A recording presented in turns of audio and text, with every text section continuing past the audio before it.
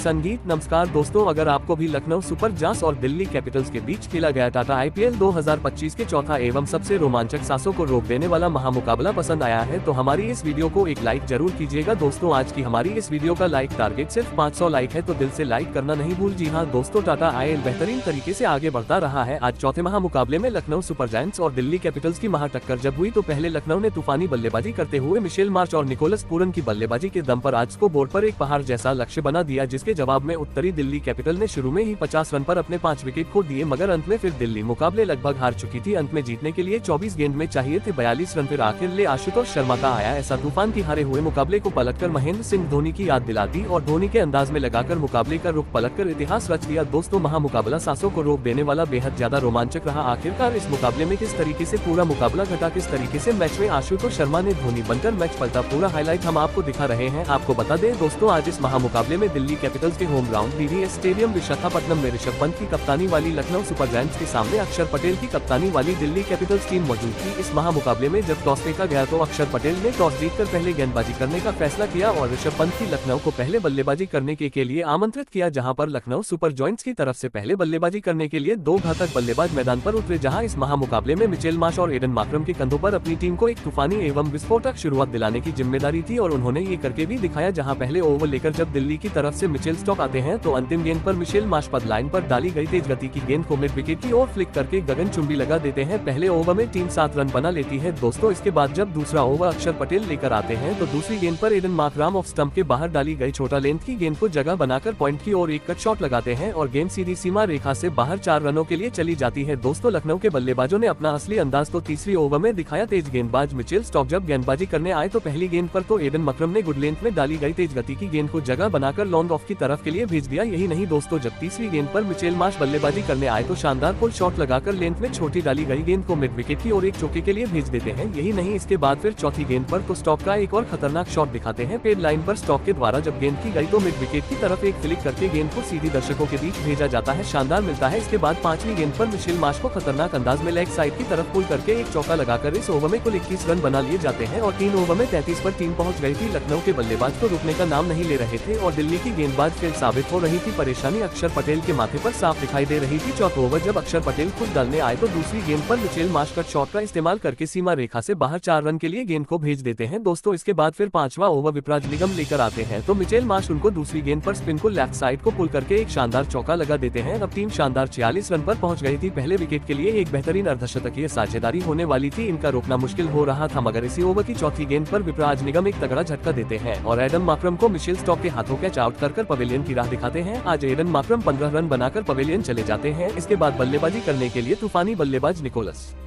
पूरन आते हैं और निकोलस पूरन इस ओवर की अंतिम गेंद पर शानदार बाउंड्री लगाकर ऑफ स्टंप के बाहर डाली गई गेंद को डिफेंड करना चाह रहे थे और एक चौका उनको मिल जाता है और 50 रन 5 ओवर में एक विकेट खोकर टीम बना लेती है। दोस्तों, यही नहीं, फिर 6वें ओवर में मुकेश कुमार गेंदबाजी करते हैं। मिचेल मार्श को तीसरी गेंद पर लेग साइड की ओर पुल शॉट लगाकर एक गगनचुंबी लगा देते हैं। दोस्तों, मिचेल मार्श का तूफान यही नहीं रुकता है, अगली गेंद पर वह है शानदार पुल शॉट लगाकर छोटा लेंथ में डाली गई गेंद को चौके के लिए भेज देते हैं। इस ओवर में 14 रन दिए जाते हैं। दोस्तों, पावर प्ले समाप्त होने तक 64 रन टीम एक विकेट खोकर बनाती है, मगर आज लखनऊ के बल्लेबाज रुकने का नाम नहीं लेते हैं। 7वें ओवर में विपराज निगम आते हैं तो मिचेल मार्श पहले छोटी डाली गई लेंथ में गेंद को मिड विकेट की ओर पुल शॉट लगाकर जो लगाते हैं ना, उसको देखने के बाद सभी के होश उड़ जाते हैं। 7वें ओवर की तीसरी गेंद पर विपराज निगम को निकोलस पूर आगे बढ़कर सामने की ओर शॉट खेलकर एक और लगा देते हैं तो फिर बैक टू बैक चौथी गेंद पर एक और बेहतरीन संपर्क साथ गेंद को स्टैंड से बाहर 4 रन के लिए भेजते हैं और फिर अंतिम गेंद पर पूर्ण विपरा निगम को मिड ऑन की ओर सीमा रेखा से बाहर के लिए गेंद को भेज देते हैं खतरनाक स्लॉट स्वीप के साथ और 7 ओवर में 89 रन टीम बना लेती है। फिर 8वें ओवर में कुलदीप यादव गेंदबाजी करते हैं तो निकोलस पूरन तीसरी गेंद पर स्क्वायर लेग की दिशा में खेलकर एक चौका लगा देते हैं। 5वीं गेंद पर निकोलस पूरन अपना घुटना टिकाकर स्लॉप स्वीप करके एक और चौका लगाते हैं। टीम 98 पर पहुंच गई थी। दोस्तों, इसके बाद पारी के 9वें ओवर में मोहित शर्मा को मिशेल मार्श 5वीं गेंद पर पॉइंट की ओर कट लगाकर एक चौका लगाते हैं। इसके साथ ही टीम 9 ओवर में एक विकेट होकर 108 रन बना लेती है, जबकि मिचेल मार्श अपना अर्धशतक पूरा कर चुके थे और दूसरी तरफ निकोलस पूरन भी अर्धशतक की तरफ बढ़ रहे थे। दोस्तों, 10वें ओवर में जब कुलदीप यादव गेंदबाजी करते हैं तो चौथी गेंद पर मिशेल मिशेल मार्च काफी शानदार शॉट लगाकर लॉफ्ट करके के लिए गेंद को भेज देते हैं और पहले 10 ओवर में टीम बेहतरीन बल्लेबाजी करके एक विकेट खोकर 117 रन पर पहुंच गई थी। दोस्तों इतना तूफानी बल्लेबाजी देखकर अक्षर पटेल परेशान नजर आ रहे थे और फिर गेंदबाज बैकफुट पर नजर आए। 11वें ओवर में मोहित शर्मा को निकोलस पूरन पहली गेंद पर गुड लेंथ पर पटकी गई गेंद को लेफ्ट साइड की ओर पूरे पावर के साथ शॉट लगाकर चौका लगा देते हैं। दोस्तों इसके बाद जब 12वें ओवर डालने मुकेश कुमार आते हैं तो मिशेल मार्च उनको पहली गेंद पर सीमा रेखा से बाहर के लिए गेंद को भेज देते हैं। इन दोनों की बल्लेबाजी इतनी खतरनाक थी कि जिसके सामने कोई नहीं टिक पा रहा था। खासकर मिशेल मार्च आज एक अलग ही अंदाज में बल्लेबाजी कर रहे थे, मगर फिर चौथी गेंद पर मुकेश कुमार अपनी टीम की वापसी करते हैं और चौथी गेंद पर मिशेल मार्च को लॉन्ग ऑफ बाउंड्री की तरफ ट्विन स्टब्स के हाथों कैच आउट कर देते हैं। आज मिशेल मार्च ने तूफानी 36 गेंद में 72 रन बनाए थे और 133 पर दूसरा झटका सुपर जॉइंट्स को लगता है। इसके बाद बल्लेबाजी करने के लिए कप्तान ऋषभ पंत आते हैं। दोस्तों इसकी बात तो फिर जैसे ही अगला ओवर आता है तो निकोलस पूरन का खतरनाक तूफान दिखता है। दरअसल 13वें ओवर में ट्रेंट तबस आते हैं। निकोलस पूरन उनको दूसरी गेंद पर स्लॉट स्वीप करके बेहतरीन घुटना टिका कर गगनचुंबी लगा देते हैं। इसके बाद तीसरी गेंद पर तो तब को निकोलस पूरन गेंद को सीधी दर्शक दीर्घा में भेज देते हैं के लिए उसके साथ ही वह अपना बेहतरीन अर्धशतक पूरा कर लेते हैं। दोस्तों स्टब्स के सामने वह यही नहीं रुकते हैं बल्कि चौथी गेंद पर भी एक गुड लेंथ की गेंद को लॉन्ग ऑफ की बाउंड्री की तरफ शॉट लगाकर के लिए भेज देते हैं। दोस्तों के हैट्रिक के बाद फिर स्टब्स के सामने निकोलस पूरन पंचमी गेंद पर एक और गेंद को परख कर गेंद को सीमा रेखा से बाहर के लिए भेज देते हैं। 4 छक्के के बाद दोस्तों अंतिम गेंद पर स्टब्स के सामने निकोलस पूरन बेहतरीन जोरदार मेड ऑफ की तरफ शॉट लगाकर ड्राइव करते हैं और एक चौका बटोर है। इस ओवर में कुल 28 रन है और 2 विकेट खोकर टीम 161 रन बना लेती है। दोस्तों यहाँ से निकोलस पूरन अपना खतरनाक अंदाज देख रहे थे जिसने पूरे दिल्ली के गेंदबाजों की धज्जियां उड़ाकर रख दी थी, मगर फिर 14वें ओवर में कुलदीप यादव आकर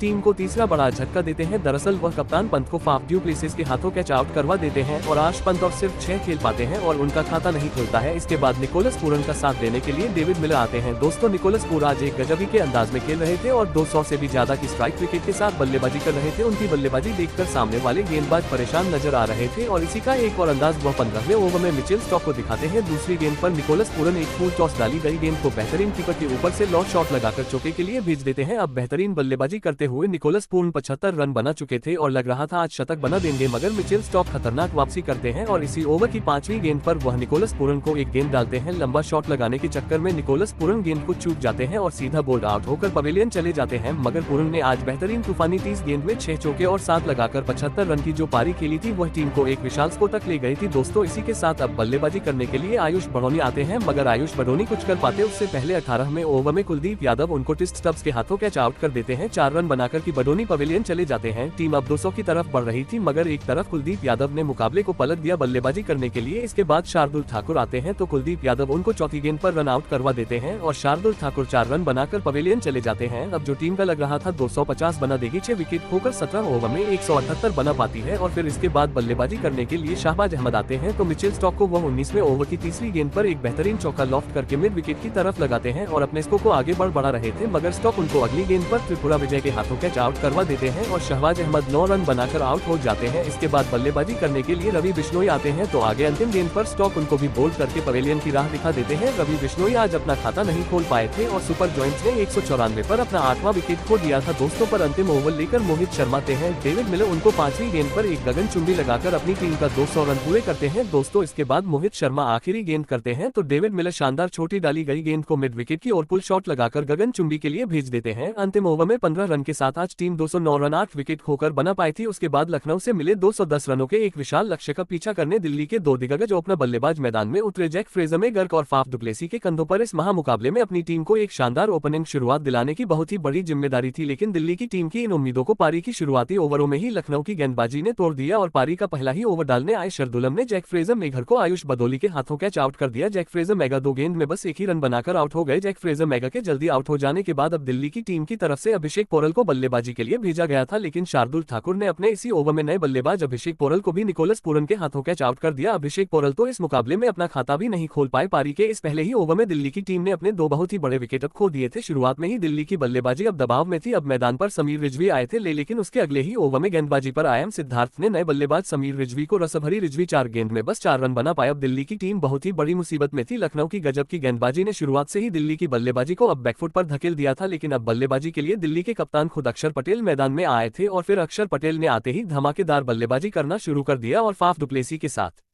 मिलकर एक महत्वपूर्ण साझेदारी बनाना शुरू कर दिया। दोनों ही खिलाड़ी इस मुकाबले में लखनऊ की खतरनाक गेंदबाजी के सामने लाजवाब फॉर्म में नजर आ रहे थे। अब दिल्ली के लिए एक महत्वपूर्ण साझेदारी बननी शुरू हो गई थी और फिर सेट हो जाने के बाद फाफ डू प्लेसिस और कप्तान अक्षर पटेल की इस जोड़ी ने अपने हाथ खोलना भी शुरू कर दिया था। कप्तान अक्षर पटेल और फाफ डू प्लेसी ने मिलकर अब अपनी टीम को 50 रनों पर पहुंचा दिया था, लेकिन तभी गेंदबाजी पर आए विघ्नेश राठी ने सेट हो चुके दिल्ली के कप्तान अक्षर पटेल को निकोलस पूरन के हाथों कैच आउट कर दिया। कप्तान अक्षर पटेल 11 गेंद में 20 रन बनाकर आउट हो गए। अब फिर एक बार दिल्ली की टीम मुसीबत में थी, फिर एक बार लखनऊ की गेंदबाज ने दिल्ली की एक महत्वपूर्ण साझेदारी को अब तोड़ दिया था। अब मैदान पर ट्रेंट स्टब आए थे, लेकिन तभी उनके साथ बल्लेबाजी कर रहे और दूसरे छोर पर सेट हो चुके फाफ डू प्लेसी को गेंदबाजी पर आए रवि बिश्नोई ने डेविड मिलर के हाथों कैच आउट कर दिया। फाफ डू प्लेसी 18 गेंद में 29 रन बनाकर आउट हो गए। अब दिल्ली के दोनों ही सेट बल्लेबाज आउट हो चुके थे। लखनऊ की गेंदबाजी ने दिल्ली की बल्लेबाजी को खत्म कर दिया था। अब मैदान पर आशुतोष शर्मा को भेजा गया, लेकिन इस दबाव भरे मौके पर आशुतोष शर्मा और ट्रेंट स्टब की इस जोड़ी ने एक महत्वपूर्ण साझेदारी अपनी टीम के लिए बनाई और दिल्ली की स्कोर बोर्ड को रुकने नहीं दिया। आशुतोष शर्मा और ट्रेंट की यह साझेदारी अब धीरे धीरे मजबूत होने लगी थी, जिसने कहीं ना कहीं अब लखनऊ के कप्तान रश पंत को भी सोचने पर मजबूर कर दिया था। पारी के 13वें ओवर में तो ने गेंदबाजी पर आए एम सिद्धार्थ को 2 लगातार लगा दिए थे, लेकिन फिर इसी ओवर में एम सिद्धार्थ ने